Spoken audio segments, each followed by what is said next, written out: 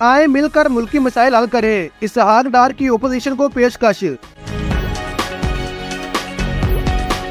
कायदे Ivan senator इसहाक डार ने opposition को पेशकश करते हुए कहा कि आए मिलकर ईवान का तकद्दुस बहाल करें और मुल्की मसाइल हल करें। इसहाक डार ने कहा कि ओपोजिशन लीडर ने सेनेट में जो बातें की वो 3-4 साल पहले करते तो बेहतर होता। खैबर पख्तूनख्वा में सेनेट इंतखाबात ना होने पर दुख है, लेकिन सवाल ये है वहाँ इलेक्शन क्यों नहीं हुए। निगरान हुकूमत ने अपनी जिम्मेदारियां ऐसे तरीके से निभाई।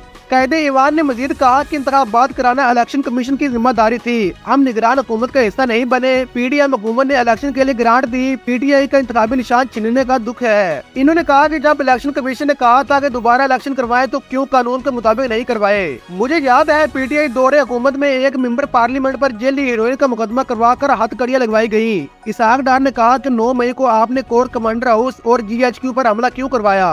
ये आपसे ब्लंडर हुआ है, अगर आप सच्ची है तो अदालत को मुतमईन करे और बेगुनाही साबित करे।